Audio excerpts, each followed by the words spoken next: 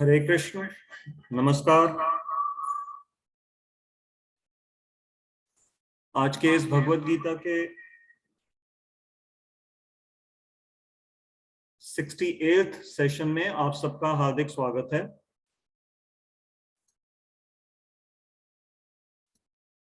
पिछली बार हम सब ने दूसरे अध्याय का 34th और 35th श्लोक कुछ हद तक कर लिया था, परंतु अभी उसके कुछ पॉइंट्स बचे हुए हैं, तो आज हम उनके ऊपर फिर से चर्चा करेंगे। जो भी श्रोतागण यहाँ सुन रहे हैं, उनमें से किसी से भी निवेदन है कि अगर मेरी आवाज ठीक से आ रही है, चैट बॉक्स में यस लिख दीजिएगा तो मुझे पता लग जाएगा। ठीक है, कपिल जी ने लिख दिया, थैंक यू कपिल जी। तो सबसे पहले हम अपने अपने गुरुजनों का स्मरण कर लें। ओम अज्ञानतिमिरन्धस्य ज्ञानांजन शलाकया चक्षुरुन्मिलितं येन तस्मै श्री गुरवे नमः। वाञ्छाकल्पतरुभ्यश्च कृपा सिन्धुभ्येव च पतितानां पावनेभ्यो वैष्णवेभ्यो नमो नमः। तो आप सभी श्रोताओं का पुनः स्वागत करते हुए, विशेष करके जो हमारे साथ कुछ नए श्रोता भी जुड़े हैं, तो उनका विशेष रूप से स्वागत है। तो हम सभी अपने इस श्लोक में प्रवेश करते हैं। सबसे पहले हम अपनी स्क्रीन पे श्लोक संख्या 34 को एक बार फिर से देखेंगे, और उसके बाद 35, और फिर हम आज का जो अंतिम श्लोक रहेगा 36, जो हमारे लिए नया श्लोक है, हम उसको कवर अप करेंगे। तो मैं आपके साथ स्क्रीन पे शेयर कर रहा हूं श्लोक संख्या 34।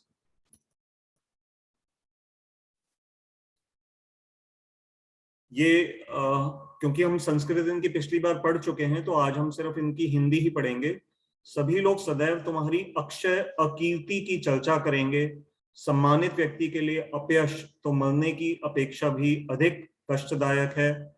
इसके जो श्लोक के कुछ पॉइंट्स रह गए हैं, तो आइए पहले हम उनको कवर कर लेते हैं, फिर हम 35th की ओर बढ़ेंगे।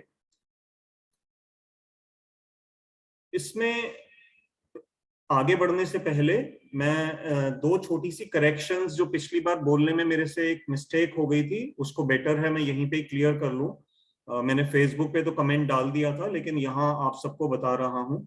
इसमें हमने पिछली बार एक लघिमा सिद्धि की बात करी थी, और मैंने उसको इस अर्थ में बताया था कि लघिमा सिद्धि का अर्थ होता है सबसे छोटा रूप धारण कर लेना। और उसमें हमने हनुमान जी का उदाहरण डिस्कस किया था कि कैसे समुद्र पार करते समय जब हनुमान जी लंका की ओर जा रहे थे, तो उन्होंने इस लघिमा सिद्धि का उपयोग किया था। परंतु वो मेरे से एक मिस्टेक हो गई थी, मैं उसके लिए क्षमा चाहता हूँ। वो लघिमा सिद्धि नहीं है, वो थी अणिमा सिद्धि। जब हम छोटे अणु के रूप में बहुत छोटे से छोटे हो जाते हैं, वो अणिमा सिद्धि होती है। लघिमा सिद्धि का अर्थ होता है वेटलेस हो जाना, अपना जो वजन है उसको बिल्कुल हल्का करने की क्षमता। तो हालांकि वो भी हनुमान जी ने प्रदर्शित करी थी जब वे सीता जी को ढूंढ रहे थे, तो जब वो पेड़ों पे छुपे हुए थे, तो वहां उन्होंने अपना जो भार है उसको काफी कम कर लिया था। तो ये थोड़ा सा एक लघिमा और अणिमा में कंफ्यूजन हो गई थी, तो उसको आप लोग उसको सही तरीके से नोट कर लेंगे। और दूसरा, एक बहुत छोटी सी बोलने में एक जगह पे जब मैं ये बता रहा था अंत में कि कैसे भगवान कृष्ण जब दूत बन के गए थे तो धृतराष्ट्र की राजसभा में, तो वहां पर दुर्योधन ने उनको पकड़ने का प्रयास किया था। तो वहां बस दुर्योधन की जगह मेरे मुंह से अर्जुन का नाम निकल गया था, तो अर्जुन ने नहीं पकड़ा था, दुर्योधन ने भगवान कृष्ण को पकड़ने का एक असफल जो उसका प्रयास रहा था, वो पकड़ तो नहीं पाया था। तो बस वहां पर एक मिस्टेक हुई थी। तो इन दो करेक्शंस को आप नोट कर लीजिएगा। तो अब हम आज की कक्षा में आगे बढ़ते हैं। तो यहाँ जो भगवान 34वें श्लोक में अर्जुन को जो इशारे से बात कहना चाह रहे हैं, वो यह कि अर्जुन, तुम मेरे मित्र हो, और साधारण मित्र नहीं, मेरे प्रिय मित्र हो। तो तुम अगर युद्ध से इस समय वापस जाने का, युद्ध न करने का निर्णय लोगे, तो ये मेरी और तुम्हारी मित्रता के ऊपर भी अच्छा नहीं माना जाएगा।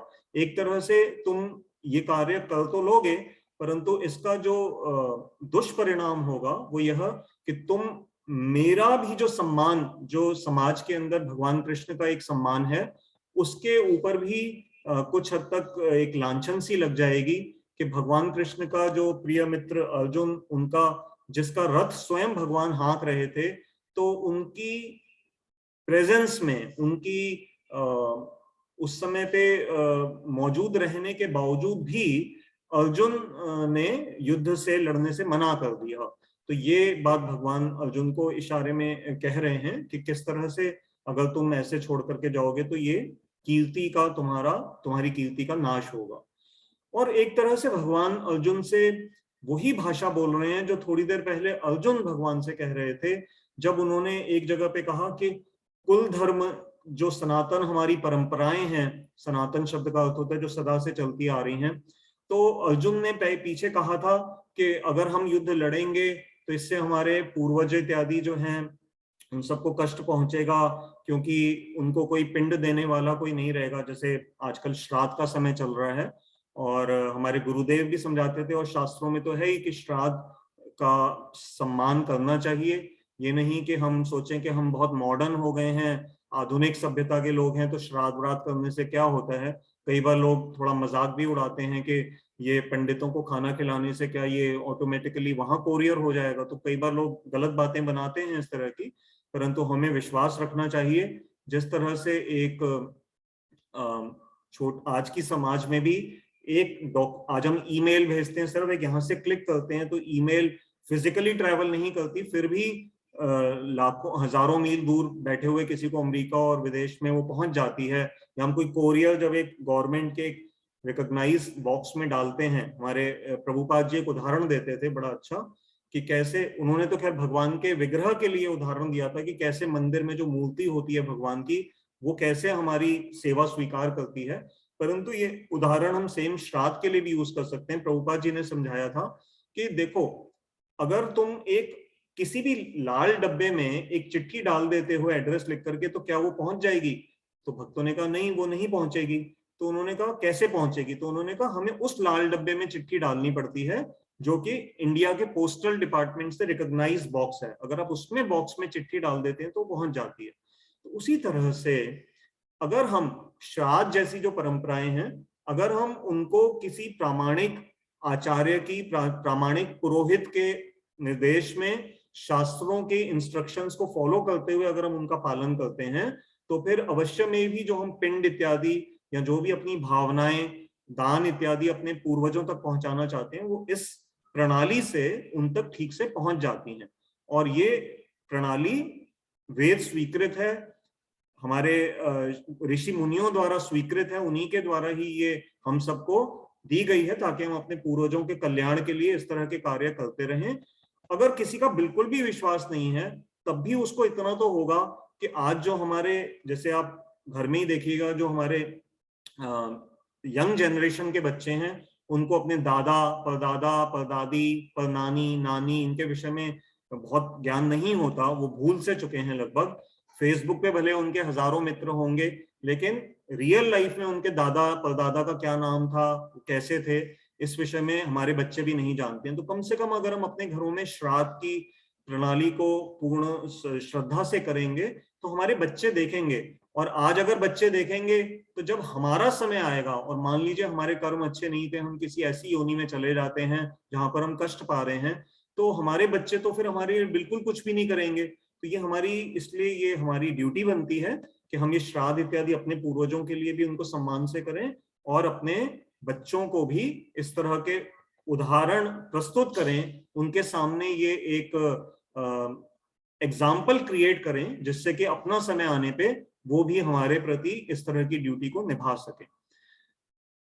तो अर्जुन ने जब ये बात कही कि कुल धर्म, जो हमारी सनातन कुल धर्म की जो प्रणालियां हैं, उनका विनाश हो जाएगा युद्ध करने से, तो भगवान वही शब्द अर्जुन को अब समझा रहे हैं कि कैसे अव्यय, जो इस 34वें श्लोक में शब्द आया था अव्यय, अव्यय अर्थात सदा रहने वाली तुम्हारी अकीर्ति का, बहुत लंबे समय तक तुम्हारी अपकीर्ति होगी और नुकसान होगा इस तरह से तुम्हारा। उसके बाद भगवान एक बात यहाँ पर हम सबको अर्जुन के माध्यम से समझा रहे हैं कि जो समाज में जो एक व्यवहार का तरीका है, और आजकल विशेष रूप से आप मीडिया में भी देख रहे हैं कि इससे हमें पता लग रहा है कि लोग बुरी बातों को बहुत अधिक रूप से बढ़ा चढ़ा करके इधर से उधर पहुंचाते हैं। तो इसलिए भगवान अर्जुन को भी समझा रहे हैं कि अर्जुन, तुम भले ही अच्छे हृदय वाले हो, अच्छी भावना से युद्ध नहीं करना चाह रहे, परंतु जो लोग गलत हैं वो तुम्हारी बातों को ठीक से नहीं समझेंगे, और उनका, लोगों का स्वभाव है पीठ पीछे एक दूसरे की निंदा करना, चुगली करना, और उस स्वभाव को तुम अपने अच्छेपन से इतनी जल्दी बदल नहीं सकोगे। अब एक प्रश्न और आ सकता है आप सबके मन में कि क्या यही भगवत गीता जो यहाँ पर अभी सम्मान के लिए अर्जुन को प्रेरित कर रही है कि तुम कैसे अपने सम्मान की रक्षा करो और इतनी जल्दी अपने मन को इस तरह से हार मत मानने दो, और यही भगवत गीता आगे कुछ श्लोकों में नम्रता के ऊपर भी हमें उपदेश देगी। नम्रता अर्थात विनम्रता, जैसे कि जिसको हम इंग्लिश में कहते हैं ह्यूमिलिटी, हम्बलनेस।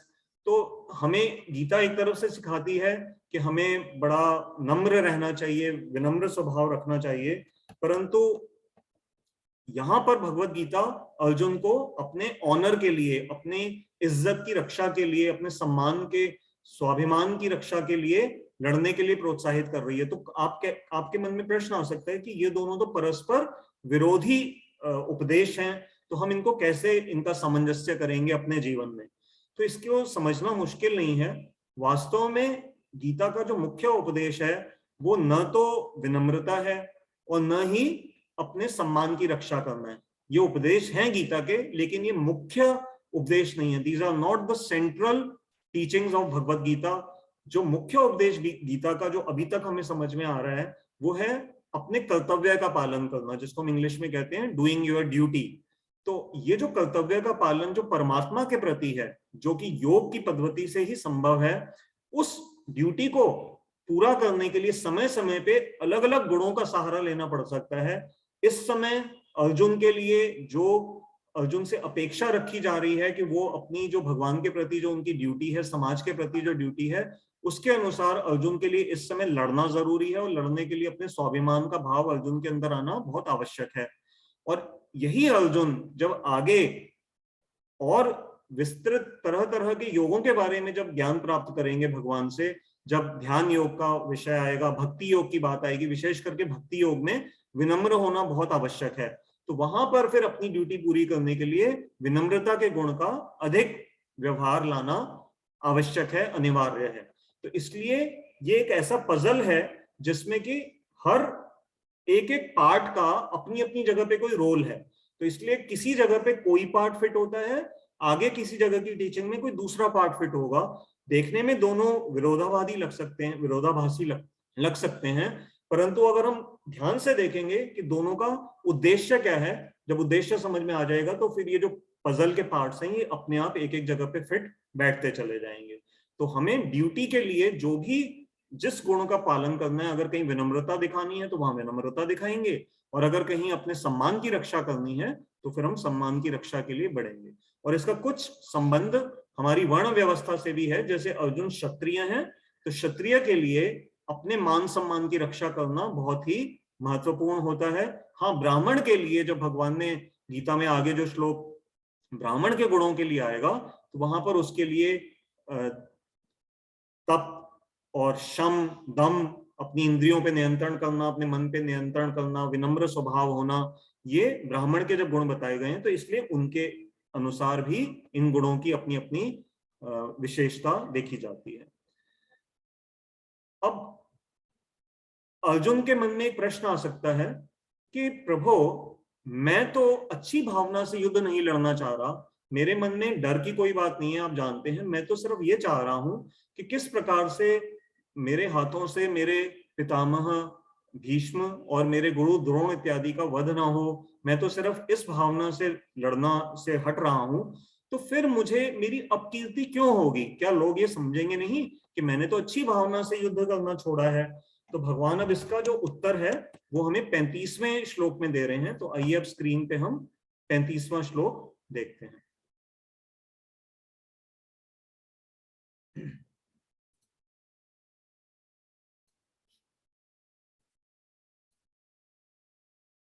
ये आपकी स्क्रीन पे अब 35वां श्लोक है दूसरे अध्याय का। इसमें इसकी हिंदी आइए हम पढ़ते हैं। दुर्योधन आदि महारथी तुम्हें भययुक्त होकर युद्ध से पलायन करने वाला समझेंगे, अतः जिनके निकट तुम इतने दिनों तक बहुत सम्मानित हुए हो वे ही तुम्हें तुच्छ समझेंगे। तो भगवान यहाँ पर अर्जुन के मन में आ रहे इस प्रश्न का मानो उत्तर दे रहे हैं कि अर्जुन, अगर तुम ये सोच रहे हो कि लोग क्यों इसका गलत अर्थ निकालेंगे, अगर तुम युद्ध से लड़ करके जा रहे हो, युद्ध से लड़े बिना जा रहे हो, पीछे हट रहे हो, तो तुम तो अच्छी भावना से लड़ रहे हो, परंतु अब इसका उत्तर सुनो मेरे से कि क्यों लोग ऐसा सोचेंगे। होगा क्या कि वास्तव में ये जो दुर्योधन आदि जैसे जो महारथी हैं वो ये सोचेंगे कि तुम्हें डर लग गया है, तुम घबरा गए हो इतनी बड़ी सेना को देख के, क्योंकि हम सभी जानते हैं कि कौरवों की जो सेना है वो पांडवों की सेना से अधिक थी। वास्तव में भगवान कृष्ण ने अपनी नारायणी सेना दुर्योधन ने उनसे सारी ले ली थी, और भगवान ने कहा था कि या तो एक तरफ मेरी नारायणी सेना होगी, दूसरी तरफ मैं हूंगा, और मेरी एक और भी शर्त है कि मैं हथियार भी नहीं उठाऊंगा, कोई अस्त्र शस्त्र नहीं उठाऊंगा। तो हम सभी जानते हैं कि कौरवों को, दुर्योधन को भगवान की नारायणी सेना मिल गई थी, और अर्जुन और पांडवों के साथ निहत्थे भगवान कृष्ण अकेले थे। तो पांडवों के कंपैरिजन में कौरवों की सेना अधिक भी थी। तो दुर्योधन इस बात को बहुत बड़ा चढ़ा करके सबको बोलेगा कि अर्जुन डर गया हमारी सेना को देख के, और हमारे यहाँ जितने महारथी हैं, गुरु द्रोण हैं, महा भीष्म पितामह हैं, स्वयं मैं हूं, तो दुर्योधन तो अपनी तारीफ करने से कभी पीछे नहीं हटता था, कर्ण है, तो इतने बड़े बड़े योद्धा उसकी तरफ भी थे, तो उसका अर्थ वो यही निकालेंगे। तो अतः भगवान कह रहे हैं जिनके निकट तुम इतने दिनों तक बहुत सम्मानित हुए हो, बहुत सम्मानित मतलब बहुत सम्मान तुमने अर्जुन इतने समय से पाया है, वे ही तुम्हें तुच्छ समझेंगे। तो आइए अब इस 35वें श्लोक के कुछ विशेष बातों को हम समझ लें कि बात चल रही है यहाँ पर क्षत्रियों की। तो क्षत्रिय जो हैं उस समय ऐसा एक प्रचलन था, एक ये बात सब मानते थे, जैसे एक प्रैक्टिस होती है ना कि कोई, अब जैसे मान लो डाकू है, उनका व्यवहार हम सबको पता है कि डाकू से आप दया की मतलब एक्सपेक्टेशन रखना बेकार है ना। दया आप किससे एक्सपेक्ट करोगे, किसी उस व्यक्ति से, पुलिस वाले से आप दया एक्सपेक्ट कर सकते हो, आर्मी मैन से कर सकते हो, डॉक्टर से कर सकते हो, बट डाकू से दया एक्सपेक्ट करना बड़ा ही बेकार की बात है, क्योंकि उसने, अब जैसे तालिबान में हो रहा है, तो उनसे दया एक्सपेक्ट करना बहुत ही टेढ़ी खीर है। तो पहले के समय में जब ये युद्ध का, जब ये सेटिंग है, उस समय ऐसी एक बहुत प्रचलित बात थी कि जो भी योद्धा हैं, विशेष करके जो क्षत्रिय हैं, और इतने खास करके जब अच्छे क्षत्रिय हों, प्रसिद्ध क्षत्रिय हों, तो उनके बारे में ऐसा माना जाता था कि वो कभी भी युद्ध के मैदान में पीठ नहीं दिखाते, या युद्ध की जब एक बार घोषणा हो जाए तो वो फिर पीछे नहीं हटते। युद्ध की जब बिगुल बज गए हैं तो फिर ये 100% वहां पर पक्का है कि लड़ाई होके ही रहेगी। तो इसलिए भगवान अर्जुन को याद करा रहे हैं कि अर्जुन, अगर तुम ये सोच रहे हो कि इस समय जब युद्ध की पूरी तैयारियां हो गई हैं, अगर तुम इस समय पीछे हटोगे सिर्फ इस अच्छी भावना की वजह से, तो ये मत सोचना कि दुनिया तुम्हें इस तरह से इसका क्रेडिट लेने देगी, इसका श्रेय भगवान कह रहे हैं अर्जुन कि तुम्हें नहीं मिलेगा। अब हमारे लिए इसमें क्या जो उपदेश छुपा हुआ है वो यह कि हमें भी बड़ा इस विषय में अवेयर रहना है, ध्यान रखना है कि लोग हमेशा हमारे एक्शंस को देखते हैं, हमारे कर्मों को देखते हैं, हमारी क्रियाओं को देखते हैं, और हमारे जो मन में भले ही कितनी अच्छी भावनाएं आ रही हों, ये जरूरी नहीं है कि लोग उसको समझ पाए। मैं आपको एक एग्जांपल देता हूँ, ये मेरे साथ, मेरे जीवन में घटी हुई एक घटना है। मैं तब पीतमपुरा रहता था और अपनी छोटी बेटी को स्कूल छोड़ने जा रहा था, सुबह 7:30 बजे के करीब का समय था। तो पीतमपुरा की एक क्रॉसिंग पे, मैं, रेड लाइट का समय था, रेड लाइट थी, मैं वहां रुका हुआ था, मैं अपनी गाड़ी में आराम से वेट कर रहा था कि रेड लाइट कैसे ग्रीन होगी तो मैं जाऊंगा। मेरे पीछे एक पुलिस की गाड़ी आई और उसका सायरन बज रहा था, और आपको पता है कि पुलिस के ऊपर तो देखिए ऐसे नियम नहीं है, कई बार उनको बहुत जल्दी जाना होता है और हम सबसे ये एक्सपेक्ट किया जाता है कि हम उनको रास्ता देंगे। तो मुझे लगा कि मेरी गाड़ी के ठीक पीछे जो पुलिस की गाड़ी खड़ी हुई है, तो इसको रेड लाइट पे इनका सायरन बज रहा था, तो मैंने कहा मैं एक काम करता हूँ, मैंने गाड़ी थोड़ा सा ना, जो आगे एक, आपको पता है ना, जेब्रा क्रॉसिंग टाइप की स्टॉपर लाइंस होती हैं, मैंने उन लाइंस को थोड़ा क्रॉस किया, और मैंने गाड़ी थोड़ा सा मतलब एक सेंट्रल वर्ज पे ला करके थोड़ी सी इधर खड़ी कर ली, ताकि पुलिस वालों को रास्ता मिल जाए। और मेरी किस्मत खराब थी, या हो सकता है वो भी मेरी बात को ठीक से समझ नहीं पाए। थोड़े दिनों के बाद ही मुझे उसी समय उसी रेड लाइट तोड़ने का एक चालान मेरे घर पे आ गया, जिसको मेरे को भरना पड़ा। अब मेरे पास कोई तरीका नहीं है कि मैं अपने अच्छे भावना से, मैंने तो उनको रास्ता इसलिए दिया था कि वो मुझे बाईपास करके बड़े आराम से अपने कार्य में जा सकें। खैर वो भी शायद ठीक से समझ नहीं पाए, लेकिन कहने का अर्थ यह है कि कभी कभी हमारे मन में भाव अच्छे होते हैं, परंतु दुनिया हमें हमारे एक्शन से जज करती है। तो ऐसे इसके बहुत सारे उदाहरण आपके जीवन में हुए होंगे, जरूरी नहीं कि अब सभी इस तरह के उदाहरणों को यहाँ वर्णन किया जाए, आप स्वयं समझ सकते हैं। तो यहाँ पर भगवान अर्जुन को यही बात बता रहे हैं कि अर्जुन, तुम कितना भी ऐसे प्रयास करोगे, सोचोगे, मान के बैठ जाओगे कि मेरे भाव तो अच्छे थे तो मुझे क्या फर्क पड़ता है, परंतु दुनिया तुम्हें अपने उसी से ही देखेगी, एक्शन से ही देखेगी। जैसे एक और छोटा सा उदाहरण ध्यान आ रहा है, अगर एक बच्चा मान लो पढ़ाई में बहुत अच्छा, उसने सारा साल बड़ी मेहनत करी है, और अब उसको जब उसके बिल्कुल एग्जाम, फाइनल एग्जाम्स आ गए, और उस समय उसके जीवन में कोई ऐसी बात आ गई कि उसके घर में कोई उसके बड़े बूढ़े कोई ऐसे बीमार हो गए, जब उनको उनकी सेवा के लिए सारा टाइम जगना पड़ा, और वो इमरजेंसी ऐसी थी कि वो एग्जाम देने के लिए नहीं पहुंच सका। अब अगर वो कोई सेंट्रल एजेंसी का एग्जाम है, तो वहां पर उसको सिर्फ इस बात के लिए मार्क्स नहीं दे दिए जाएंगे कि वो सारा साल एक बहुत अच्छा स्टूडेंट था, वहां उसकी परफॉर्मेंस उसी बेस पे ही देखी जाएगी कि उसने उस एग्जाम में, फाइनल एग्जाम में, बोर्ड के एग्जाम में वो अपीयर हुआ या नहीं हुआ। अगर नहीं हुआ तो उसको 0 मार्क्स मिलेंगे और फिर उसको रीअपियर होना पड़ेगा। तो इस तरह से उसकी इंटेंशन बच्चे की कितनी भी अच्छी हो कि वो किसी ऐसी स्थिति में फंस गया था कि वो एग्जाम के लिए आ ही नहीं सका, परंतु उसका कोई उपाय नहीं है, उसको उसका फल भुगतना ही पड़ेगा। तो एक्शन से ही अधिकांश हम देखते हैं दुनिया हमें जज करती है। तो हमने इससे क्या सीखा कि हमें भी जब अपने एक्शंस लेने का जब समय होता है तो हम बहुत ध्यान से लें। एक तो जिस भी इंस्टीट्यूशन से, मान लीजिए हम पढ़े लिखे हैं या जहां जॉब करते हैं या जिस परिवार को रिप्रेजेंट कर रहे हैं, तो हमें अपने हर एक्शन से, अपने हर कार्य के प्रति पीछे से पहले सोच लेना चाहिए कि क्या हमारा ऐसा कार्य करने से हमारे गुरु या हमारी संस्था या हमारा जो समाज है, हमारा परिवार इत्यादि, हमारे बच्चे हैं, ये सब जो मित्र इत्यादि हैं, इनका नाम कहीं, इनकी गुडविल खराब तो नहीं होगी। तो ये इसलिए हमें भी इस विषय पे थोड़ा सा ध्यान रखना चाहिए। जो अर्जुन गलती करने जा रहे थे वो वैसी गलती हम ना करें। तो इसमें 3 एक टर्म्स मैंने एक सीनियर से सुनी, उसमें जो पहला बताया गया कि मोटिवेशन, जो कि दिखाई नहीं देती, हम कार्य करने से किस लिए प्रेरित हो रहे हैं, मोटिवेशन क्या है वो तो समाज देख नहीं पाता, उनको जो नजर आता है वो है एक्शन। तो मोटिवेशन से दुनिया को जो चीज नजर आती है वो है एक्शन। और तीसरा, उस एक्शन को देख करके दुनिया अपने मन में एक परसेप्शन बनाती है। तो मोटिवेशन, एक्शन और परसेप्शन, ये तीनों बड़े इंपॉर्टेंट शब्द हैं।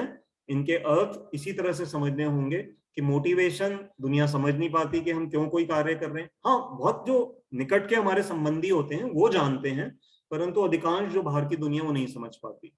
एक्शन अर्थात कि हम क्या जो कर रहे हैं बस वही नजर आता है, और इसी एक्शन को देख करके दुनिया हमारे बारे में कोई परसेप्शन क्रिएट कर लेती है, अर्थात अपने मन में कोई भावना बना लेती है कि ऐसा उसने किया है तो वो इसी तरह का ही बिहेवियर वो व्यक्ति करता होगा।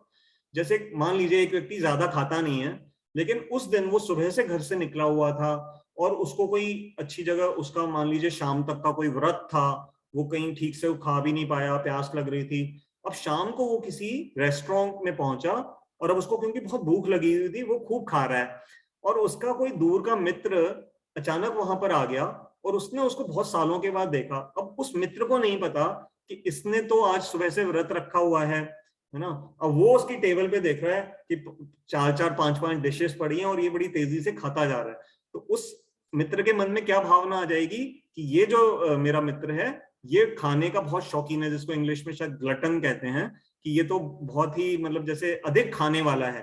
तो हो सकता है वो तो नेगेटिवली उसने विचार बना लिए, परंतु असल में सच्चाई क्या थी कि वास्तव में ये व्यक्ति कम खाता है, परंतु उस दिन सुबह से उसने व्रत रखा हुआ था, या वो जॉब में किसी ऐसी असाइनमेंट में था जहां पर खाना उसके लिए उसको समय ही नहीं मिला, वो इतनी मेहनत करके आया और अब वो ज्यादा खा रहा है, लेकिन वो जनरली नहीं खाता।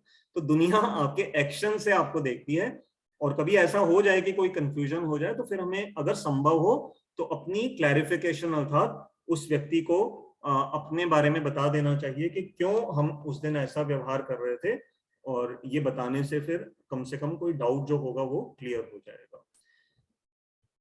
अब हम और आगे बढ़ते हैं, तो इसमें एक और बड़ा ट्रिकी पॉइंट है, आइए उसको तो ऊपर थोड़ा विचार करते हैं। इंग्लिश में दो टर्म्स हैं, वॉकिंग अवे और दूसरा है रनिंग अवे। तो रनिंग अवे का जो उदाहरण है वो इस समय अर्जुन के रूप में हम देख रहे हैं कि ऐसा लग रहा है कि अर्जुन, हालांकि अर्जुन भाग नहीं रहे हैं, परंतु दुनिया उनको ऐसी रूप में देखेगी कि Arjun is running away from the battlefield, अर्थात वो युद्ध में लड़ने में इंटरेस्टेड नहीं है और किसी वजह से पीछे हट रहे हैं। तो ये तो उदाहरण है अर्जुन का रनिंग अवे का, पीछे हट जाने का। और दूसरा एक और इससे मिलता जुलता शब्द है, वो है वॉकिंग अवे।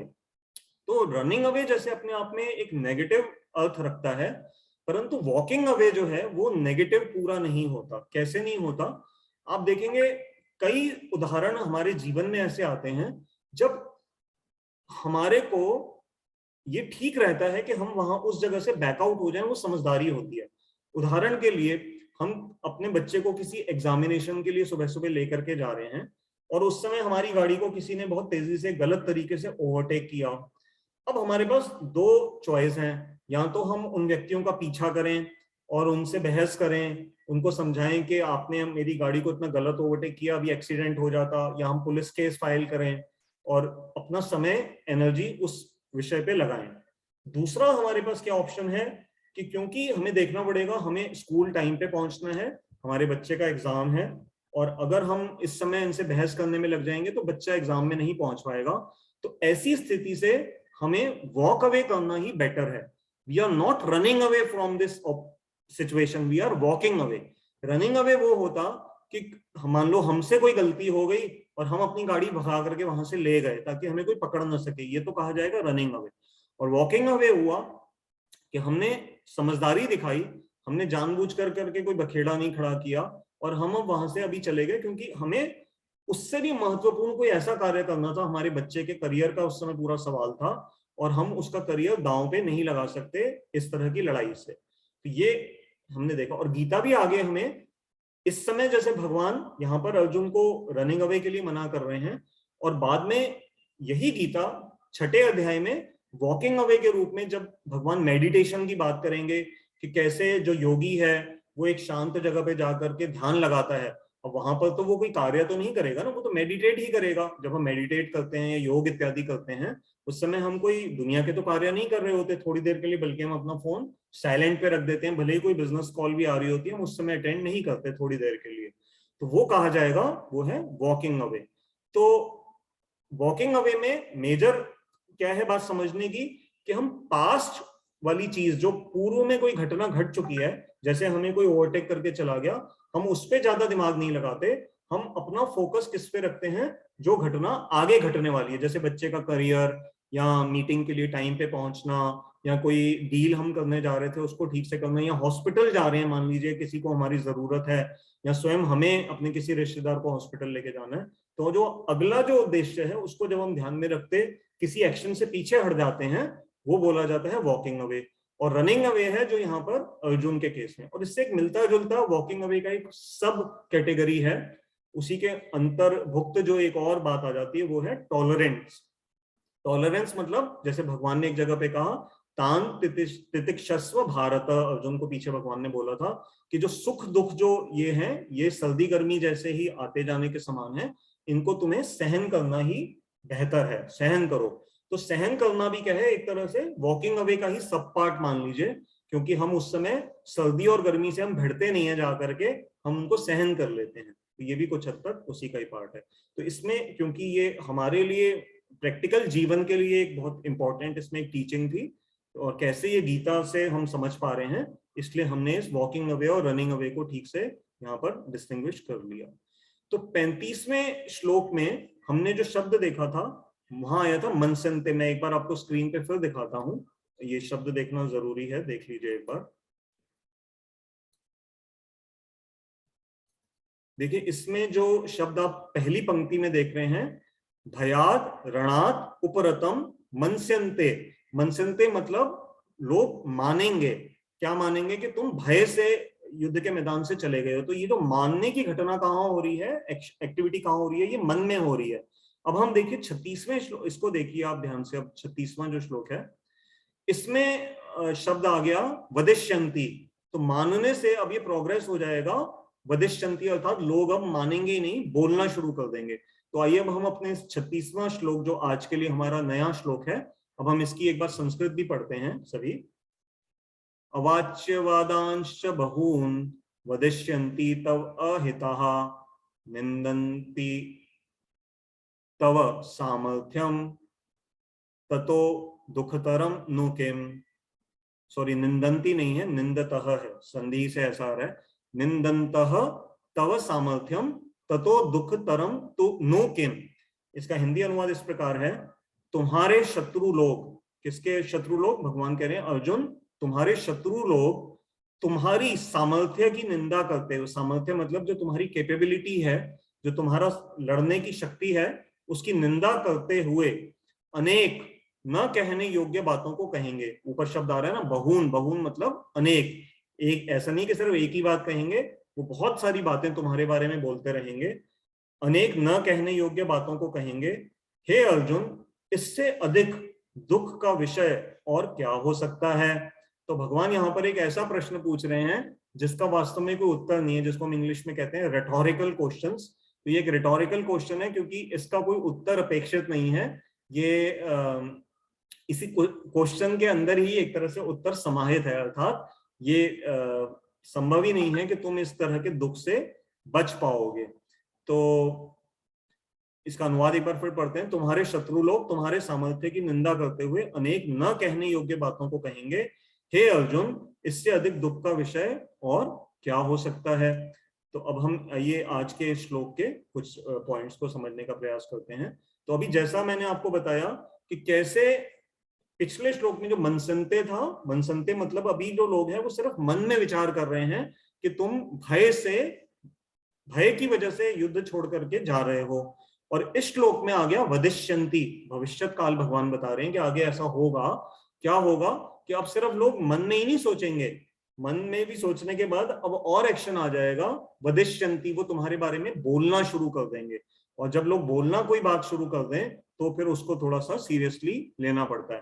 हालांकि कई जगह पे इग्नोर भी करने के लिए कहा जाता है, परंतु जब हम कोई बहुत ही उच्च स्थिति की पोजीशन समाज में धारण करते हैं तो फिर सुनना अगर पड़ रहा है तो फिर सोचना भी पड़ता है कि क्या जो लोग कह रहे हैं क्या उसमें कुछ सब्सटेंस है, क्या उसमें कोई ऐसी बात है जिसको इग्नोर नहीं किया जा सकता। तो ये बात इस श्लोक से हमें पता लग रही है। तो आइए अब हम इस 36वें श्लोक में थोड़ा सा और समझते हैं। यहाँ जो शब्द आया अवाच्यवादान, अवाच्यवादान, इसको अवाच्य शब्द का क्या अर्थ होता है? वाच्य मतलब बोलना, अवाच्य मतलब जो बोलने योग्य नहीं है। अब इसका अंदर एक अर्थ बड़ा गूढ़ छुपा हुआ है। क्या छुपा हुआ है? इशारे में हमारे जो आचार्य हैं, जैसे विश्वनाथ चक्रवर्ती ठाकुर जी, जिनकी हम टीका इत्यादि का सहारे से ही हम आगे इस गीता का अध्ययन कर पा रहे हैं, उन्होंने अपने अनुवाद में इस तरह से बताया कि कैसे अवाच्यवादान का जो अर्थ है, भगवान एक तरह से हिंट कर रहे हैं कि लोग तुम्हारे बारे में अर्जुन ऐसे ऐसे शब्द कहेंगे जो कि कहने योग्य नहीं है। और आप सभी समझदार हैं कि न कहने योग्य कौन से शब्द होते हैं। जैसे यहाँ अर्जुन के लिए क्या कह सकते हैं लोग? क्लैब्य। क्लैब्य मतलब कि जैसे नपुंसक, अर्थात दुर्योधन जैसे जो लोग हैं वो ये कहने से बाज नहीं आएंगे कि अर्जुन तो अपनी बहुत डींगे बगाता था कि मैं तो इतना बड़ा योद्धा हूँ, मैंने शिव जी को भी युद्ध में काफी बराबरी का उनसे सम्मान मतलब पाया था, उनसे पाशुपत अस्त्र मिला, इंद्र से मुझे वेपन्स मिले और गुरु द्रोण से विशेष अस्त्र मिले सब, और मैंने गांधर्वों तक को युद्ध में टक्कर दी हुई है, और एक बार कौरवों की पूरी सेना को विराट युद्ध में भी मैं हरा चुका हूं सिंगल हैंडेडली। तो अब ऐसी स्थिति में मैं अगर युद्ध नहीं करता हूं तो यहाँ पर लोग मेरे लिए कोई सॉफ्ट भाव नहीं रखेंगे, वो सभी कहेंगे कि अर्जुन तो एक तरह से नपुंसक निकला, अर्थात उसके अंदर पौरुष ही नहीं है कि वो हमारे समक्ष युद्ध में हमारा सामना कर सके।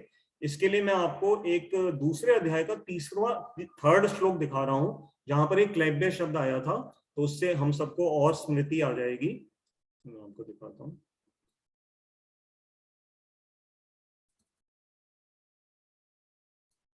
ये देखिए आपकी स्क्रीन पे दूसरे अध्याय का ही, जी श्लोक हम पहले कर चुके हैं परंतु हम याद कर लें।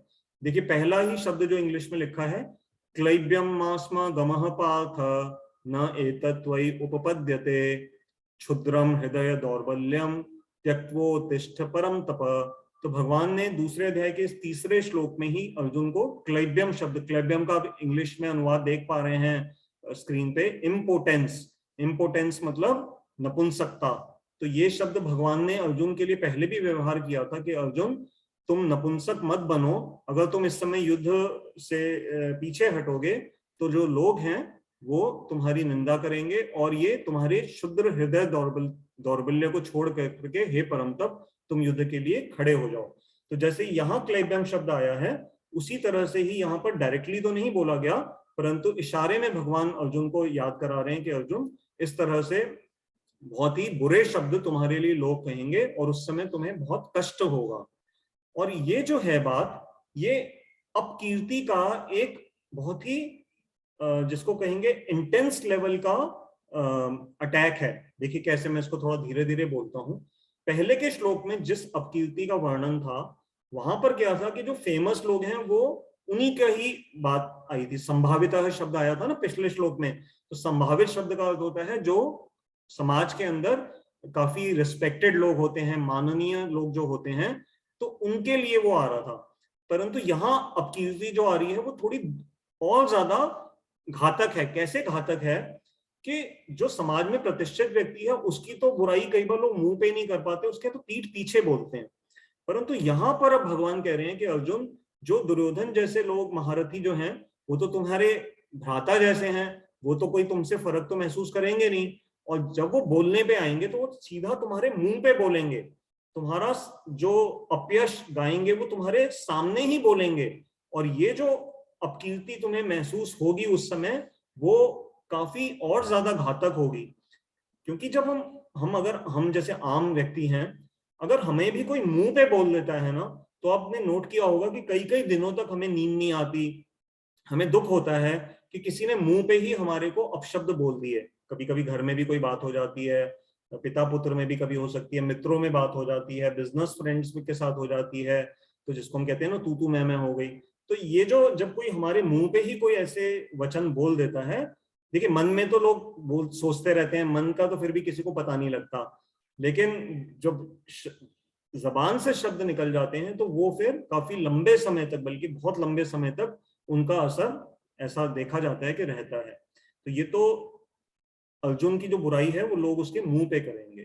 तो इसलिए भगवान अर्जुन को इस श्लोक के माध्यम से बता रहे हैं कि तुम्हारे बारे में रूमर्स फैलाए जाएंगे। रूमर्स मतलब होता है ना, जैसे आपने देखा है आजकल जैसे मीडिया भी है, कई बार वो बात सच बहुत थोड़े स्तर की होती है लेकिन मीडिया में वो बढ़ा चढ़ा करके इधर से उधर बात फैल जाती है, और जो सेलिब्रिटीज होते हैं तो एक कई बार उनको इसका बड़ा खामियाजा भुगतना पड़ता है, क्योंकि वो घटना हुई नहीं होती जितना कि मीडिया में पोर्ट्रे कर दी जाती है।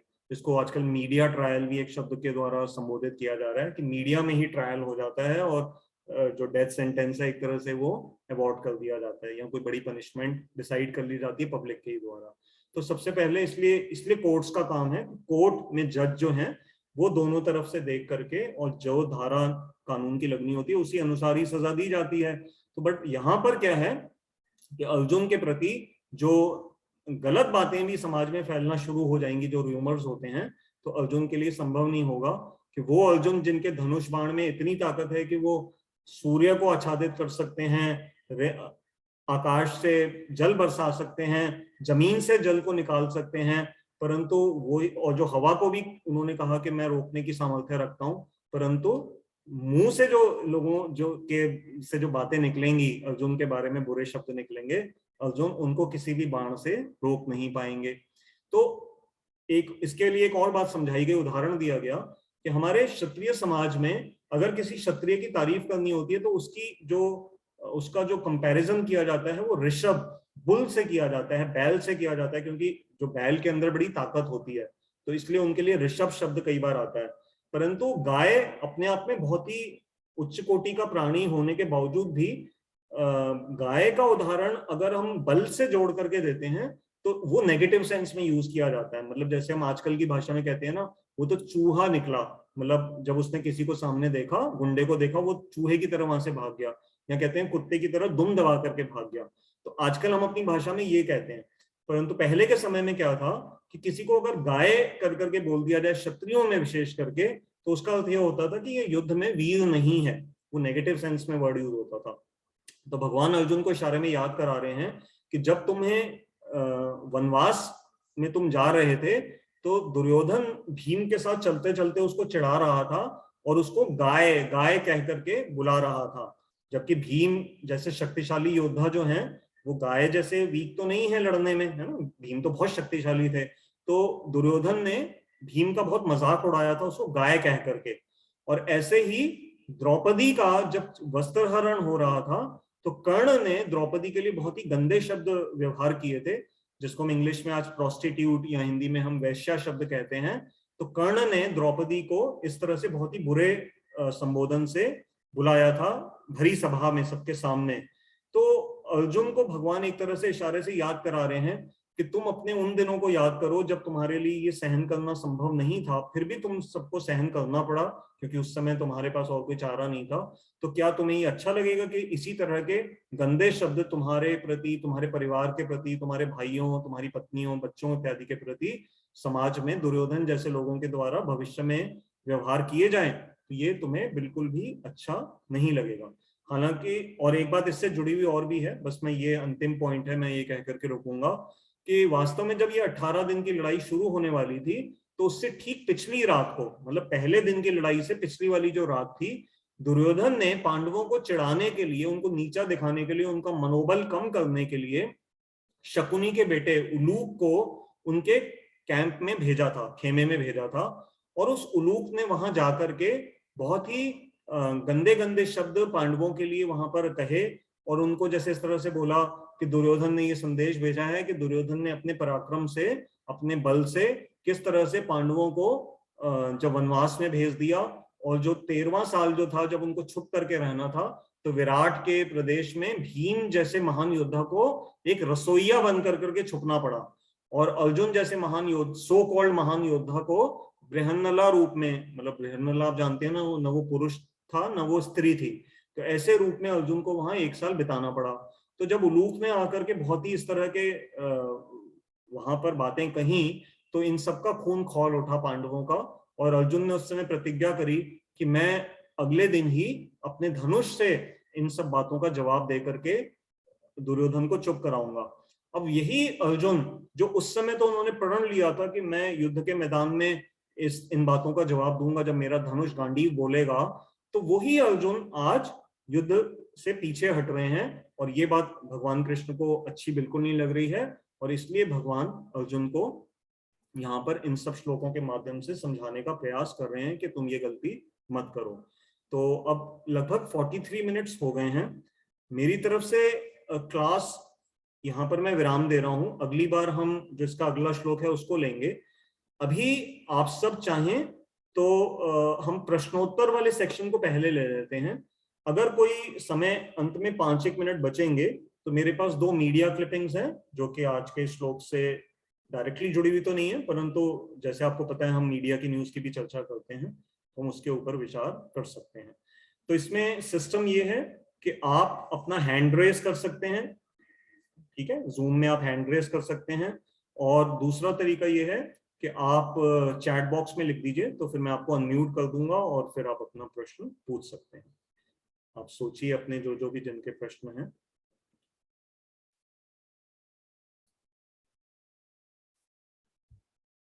आदित्य प्रभु जी ने हाथ रेस किया है, तो सबसे पहले हम आदित्य को अनम्यूट कर लेते हैं, और आप सब जो और श्रोता हैं तब तक आप अपने प्रश्नों के विषय में सोचिए, या चैट बॉक्स में डाल दीजिएगा, या फिर वीडियो ऑन करके अगर आप अपना ऐसे भी हाथ उठा देंगे तो मेरे को नजर आ जाएगा, मैं देख लूंगा।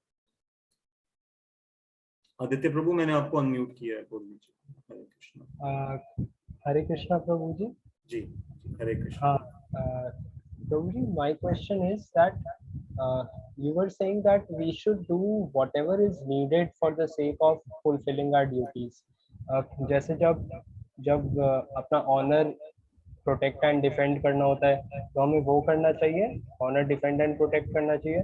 नहीं तो अगर जब विनम्र बन करके रहना होता है और हम्बल बन करके रहना होता है तो वो करना चाहिए। तो मेरे माइंड में इससे ये क्वेश्चन आ रहा था कि अब जैसे हम कुछ भी कर रहे हैं तो वो for the sake of fulfilling our duties कर रहे हैं, तो this is a kind of a spiritual obligation, like we are doing it like a business, कि इस बिजनेस में जो भी रिक्वायर्ड है हम वो बन जाएंगे और उस तरह से इस बिजनेस को फुलफिल कर देंगे। तो should we do whatever bhakti we are doing, Krishna bhakti we are doing as a spiritual obligation or out of a spiritual attachment? Like spiritual obligation is that our business is to serve God because everything belongs to him, we should use it to serve him. But spiritual attachment is that we love God and that is why we want to do something for him. So that is what I wanted to ask, कि whatever bhakti activities and pious activities we do, it is out of our love for Krishna or because it is the right thing to do, कि ये हमारी duty है, everything belongs to God so it should be used to serve God. इसमें आप एक और बात बोल रहे थे प्रभु जी की, लाइक एक अच्छी भावना होनी चाहिए, तो अच्छी भावना होनी चाहिए या फिर हम एक logical and rational and justified reasoning के थ्रू हम सारे काम करें? तो ये मेरा क्वेश्चन था प्रभु जी। आदित्य, जो आपका पहला प्रश्न है उसके अनुसार अगर हम उसको डेप्थ में जाकर के अगर हम समझने का प्रयास करें तो जो हमारे शास्त्रों में एक वैधि मार्ग बताया गया है और एक राग मार्ग बताया गया है, तो वास्तव में आपका प्रश्न डायरेक्टली वैसे उससे जुड़ा हुआ है, परंतु यहाँ क्योंकि हमारी इस गीता की क्लास में कई नए श्रोता हैं जिनको हो सकता है कि वैधि और राग मार्ग के विषय में अभी हमने इंट्रोड्यूस उनको नहीं किया है, तो मैं इसको डिटेल में यहाँ पर उसमें नहीं ज्यादा उसका जवाब दूंगा। मैं शॉर्ट में फिर भी तुम्हारे को सेटिस्फाई करने के लिए बस ये बता देता हूँ कि अगर हमारा अधिकार, ये सारी बात हमारे अधिकार से निर्धारित होती है, अगर हमारा अपना इस समय जो stage of advancement in spiritual life, अगर जो अधिकार है अगर वो वैधि श्रद्धा का है, वैधि श्रद्धा मतलब अभी हमें भगवान से प्रीति नहीं है, प्रेम नहीं है, परंतु हमने शास्त्र की बातों से हमें थोड़ा सा डर लगता है, हमें लगता है कि हमें ड्यूटीफुली एक अच्छा जीवन बिताना चाहिए, क्यों? क्योंकि शास्त्र ये कहता है, तो इससे इसका अर्थ होता है कि हम अभी वैधि श्रद्धा के धारक हैं। तो उस वैधि श्रद्धा के अनुसार हमें जीवन में अपने एक्शंस को इस तरह से करना चाहिए जिसके अनुसार हम ये समझ सकें कि कौन सी चीज सही है और किस लिए हम कर रहे हैं, ऑब्लिगेटरी ड्यूटी के अंडरस्टैंडिंग से। और जब हमारा अधिकार राग मार्ग का अगर होता है, मतलब जैसे भगवान के जो ब्रजवासी हैं, तो यशोदा मैया भगवान कृष्ण की सेवा इसलिए नहीं करती कि उन्होंने कहीं शास्त्र में पढ़ा है कि माँ को बच्चे की सेवा करनी चाहिए। उनका एक नेचुरल अफेक्शन है भगवान के प्रति और वो उसी के लिए ही अपना पूरा का पूरा दिनचर्या उनके चारों ओर इसलिए उनकी घूमती है। तो ये राग मार्ग है जो ब्रजवासियों के हृदय का भाव है, और वो हमारे हृदय में अगर उसके प्रति लोभ आ रहा है तो इसका मतलब हमारी अभी रागात्मिका जो श्रद्धा है वो थोड़ी सी जाग रही है। तो ये हमारे अधिकार से निर्धारित होगा। अच्छा अच्छा अच्छा, ओके प्रभु जी, ये आंसर तो मैं समझ गया। यस प्रभु जी। देन प्रभु जी एक और क्वेश्चन था। हाँ, तो प्रभु जी जैसे आप कह रहे थे कि in this world actions are what always matters, like the world will judge you by your actions rather than the feelings behind those actions. But I was thinking that Prabhuji, Lord Shri Krishna is a bhavagrahi god, like he is a god for whom the bhav matters much more than the the mechanical actions which we do for him. So why would we create a world in which the actions matter more than the feelings? Because in his personal dealings with his devotees, the for him the feelings of the devotees matter more. And I have heard this from Srila Gurudev ji too, that the bhav behind the seva matters more than the seva itself. So I wanted to ask about that, Prabhu ji. Aditya, आप दो चीजों को mix कर रहे हैं। तो इसका बड़ा सिंपल उत्तर है कि आपने कहा कि why would Krishna create a world where actions matter more than the intentions? So basically इसके पीछे हमें तत्व ज्ञान को समझना पड़ेगा, और इसका उत्तर वहां छुपा हुआ है कि भगवान ने ये दुनिया अपनी मर्जी से नहीं बनाई है, ये हमारे जैसे विद्रोही जीवों को रिफॉर्म करने के लिए ये संसार बनाया गया है, और इसलिए यहाँ के जो नियम हैं वो भगवान को प्रीतिकर न होने के बावजूद भी यहाँ पर अप्लाई करते हैं। अच्छा, मतलब वो भगवान के नेचर के या उनकी प्रीति के ऑपोजिट ये यहाँ पर ये वर्ल्ड क्रिएट हुई है, और यहाँ के रूल्स जो है उनके थोड़े से ऑपोजिट है ना? जी समथिंग लाइक दैट। जी। ओके। ओके प्रभु जी, बस एक लास्ट क्वेश्चन था कि जैसे आप कह रहे थे कि we should tolerate like something ताम तितिक्षवा भारत, ताम प्रत्यक्ष एक बुक स्वभाव। आपने बताया। जी। हाँ, तो प्रभु जी इसमें मैं ये पूछना चाहता था कि how to decide when we can do something more in that situation out of our own efforts and out of our own initiatives versus when we should just sit and take the hits and the damage which are coming because of our own past bad karma. Like there is a time for fighting and a time for taking action, and there is a time to just toughen up and take the hits which are coming quietly and submissively just take the hits. So when to decide, like whether it is a time for action or whether it is a time for tolerating what is happening to us almost submissively. Aditya प्रभु, इसमें पहले इसको समझना पड़ेगा, जब ये तितिक्षस्व वाला श्लोक जो आया है दूसरे अध्याय में, ये भगवान ने सुख और दुख के लिए दिया है, और वहां पर जो उदाहरण उन्होंने दिया था वो सर्दी गर्मी के लिए उस तरह से दिखा था वहां पर, ठीक है। तो अभी तक जितना भी गीता ने अभी तक रिवील किया है, तो ये जो सहन करने वाली जो बात है, भगवान ने अभी तक सिर्फ जैसे एग्जाम्पल, अगर हम उसी एग्जाम्पल के ऊपर ही स्टिक करते हैं जो गीता में भगवान ने यूज किया है, कि जैसे गर्मी आती है तो हमें उसको सहन करना पड़ता है, और सर्दी आती है वैसे भी हम उसको सहन करते हैं, तो उसी तरह से जीवन में सुख और दुख एक के बाद एक आते रहते हैं। और अर्जुन जो एक सम्मानित और एक अच्छा व्यक्ति है, डिसिप्लिन व्यक्ति है, वो इस सुख दुख से परेशान ना हो करके अपना कर्तव्य पूरा करता रहता है। तो अभी गीता ने उस स्टेज पे कि कौन सी स्थिति में सहन करना है और कौन सी में नहीं करना, जो आपका प्रश्न है, आप लाइफ की डायनेमिक ये जो घटनाएं होती रहती हैं डेली बेसिस पे, आप उस विषय में जानना चाह रहे हैं। और अगर हम अभी गीता में जहां पर जिस स्पॉट पर अभी आज खड़े हैं, अभी कर्म को भगवान ने अभी ज्यादा यहाँ पर रिवील नहीं किया है।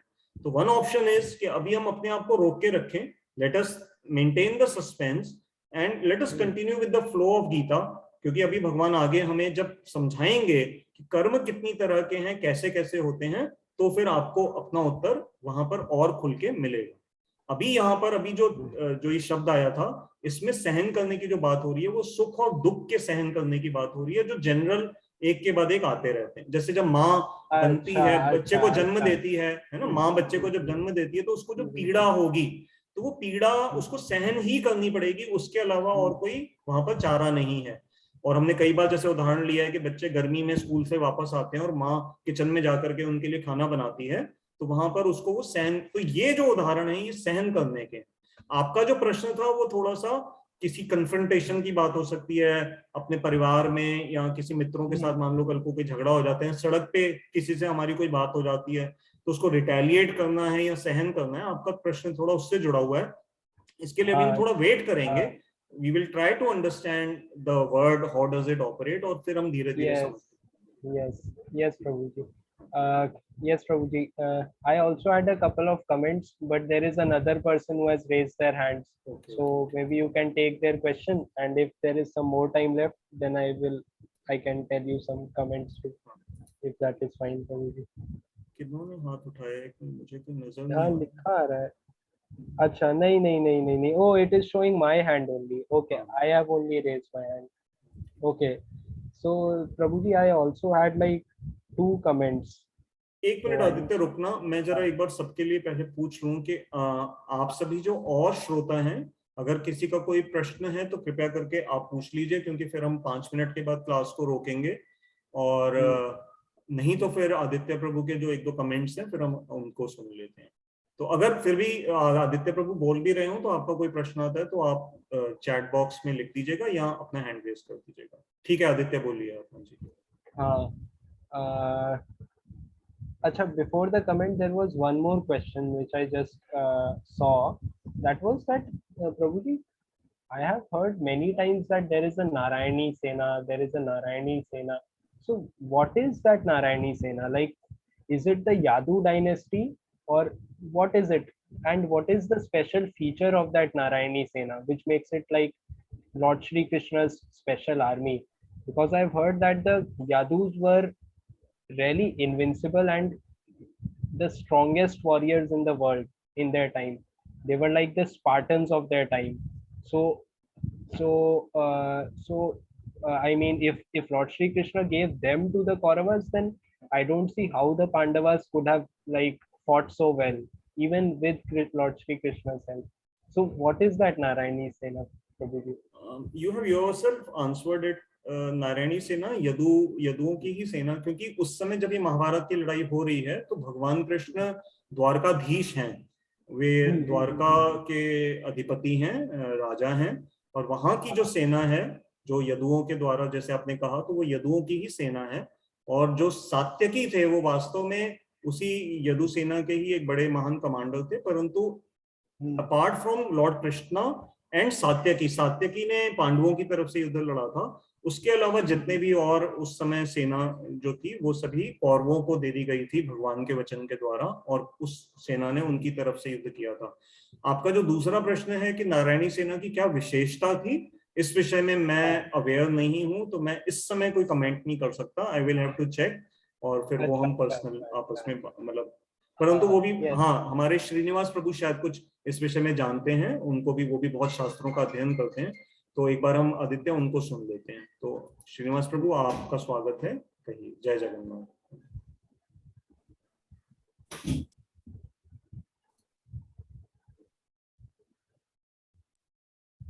जय जगन्नाथ।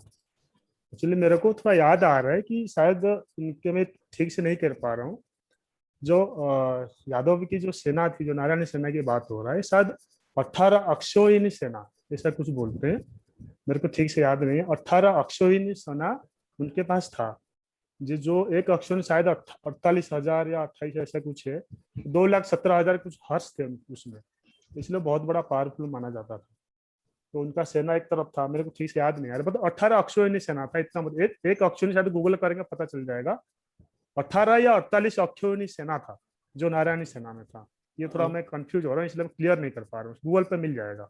श्रीनिवास प्रभु, 18 अक्षौहिणी सेना टोटल थी जो कि इस पूरे युद्ध में लड़ी थी, टोटल 18 थी, जिसमें से कौरवों के पास अधिक सेक्शन था और पांडवों के पास कम था। अगर वो हमने पहले अपनी शुरू की जो इंट्रोडक्टरी क्लासेस थी उसमें इसको डिटेल में वर्णन किया था, तो शायद 11 और 7 का रेशियो था कि 7 इनके पास थे और 11 उनके पास थे, तो इस तरह का कुछ अंतर था। 18 टोटल थी, बट वो आदित्य वो कोई बहुत बड़ी बात नहीं है, वो हम पता कर सकते हैं कितनी वो मिल जाएगा। नहीं, वो तो एक अक्षौहिणी, बार इतना बताया कि एक अक्षौहिणी इनकी थी जो द्वारका से आई थी और वो कौरवों को दे दी गई थी, और इस सेना की और क्या स्पेशलिटीज थी वो मतलब हमें समझना पड़ेगा। हाँ वही प्रभु जी, मैं बस सुनता रहता हूँ ना बार बार कि नारायणी सेना, तो आई वाज जस्ट वंडरिंग कि उनमें कोई स्पेशलिटी थी या क्या थी। तो दैट इज ऑल। हाँ, एक और मैं कहना चाहूंगा, जो मन और एक्शन की बात कर रहे थे ना, इसमें बताना जरूरी है। गीता अभी शुरुआत है ना, आगे जाके इसके बारे में आप पूरी तरह से क्लैरिटी हो जाएंगे, फिर भी मैं आपको बताता हूँ। सिंस हम भक्ति के मार्ग में हैं, तो जो मन की क्रिया है, मन की जो क्रिया है, ये भगवान नोट करते हैं, एक्शन का नोट नहीं करते। कोई भी इंद्रिया का जो कर्म होता है वो नहीं नोट होता है। एग्जाम्पल, मैं आपको बहुत प्यार नहीं करता हूँ, बट आप मेरे घर आते हैं तो मैं बोलता हूँ आइए आइए आदित्य जी आइए, बट मन में कहता हूँ कहाँ से आ गए, मतलब एक नेगेटिव फील आता है। मैंने जो मन में जो सोचा वो भगवान नोट करते हैं। मैंने आपके लिए कितना किया वो नोट नहीं करता, आपने क्या बोला वो नोट नहीं होता। नोट सिर्फ आपकी भावना, जो भावग्राही बोले आपने, बाकी भावग्राही है, बट वो आगे जाके वो क्लियर हो जाएगी। और दूसरी बात, जो ऑब्लिगेशन की बात आ रही है स्पिरिचुअलिटी में, जैसे मैंने आपको बोलूंगा कि आप बहुत बड़ी क्रोधी है, आप गुस्सा करते हो, आप भक्ति की साधना करते हो, मैं कुछ थोड़ा सा शब्द आपको बोल दिया, अरे आप जैसा लोभी आदमी मैंने आज तक नहीं देखा, आप तुरंत भड़क जाते हैं, अरे मुझे आपने लोभी कहा। लेकिन यहाँ ये आपकी जो है ये स्पिरिचुअल पुष्टि कहा जाता है। अगर आप इस तरह का भावना करेंगे तो आप नीचे की तरफ आ जाएंगे। आप अपने आप को पूछेंगे क्या मैं लोभी नहीं हूँ, या फिर मुझे कोई लोभी बोल दे, मैं सोचूं यार मैं तो वाकई लोभी हूँ, मैं अपने परिवार के प्रति आसक्ति, मैं अपने बच्चे के प्रति आसक्त हूँ, मैं बहुत लोभ करता हूँ, धन के पीछे भागता हूँ, तो उसने गलत कहाँ किया? तो उसने तो कोई गलत नहीं बोला, तो मैं एक्सेप्ट करता हूँ, एक्सेप्ट करके फिर भगवान की तरफ बढ़ता हूँ। अगर मैं इसको रिएक्ट करता हूँ तो मैं गलत हूँ, आपने कुछ गलत मुझे बोला नहीं, मैं लोभी हूँ, वास्तविक में लोभी हूँ, इसको एक्सेप्ट करके इस चीज को आगे बढ़ना चाहिए।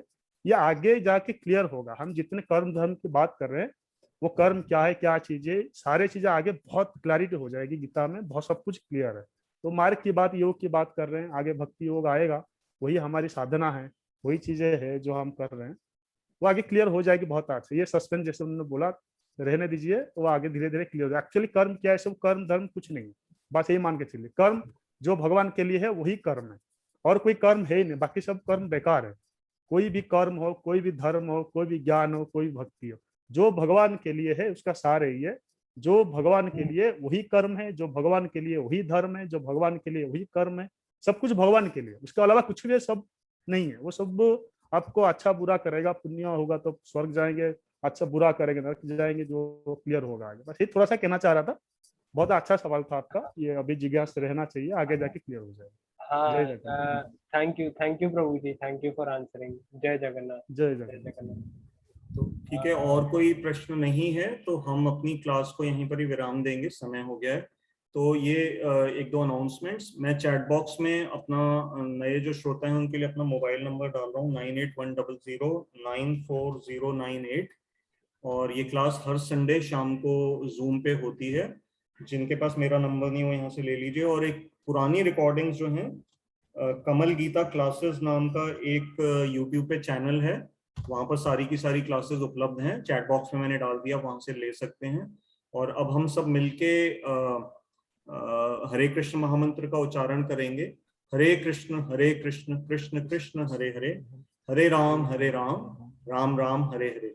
तो आप सबका बहुत बहुत धन्यवाद। बोलने में कोई मिस्टेक हुई हो तो उसके लिए कृपया करके क्षमा कीजिएगा, इग्नोर कीजिएगा। और अगले संडे हम सब फिर प्रभु की इच्छा रही तो मिलेंगे शाम को 5 से 6। बहुत बहुत धन्यवाद। हरे कृष्ण।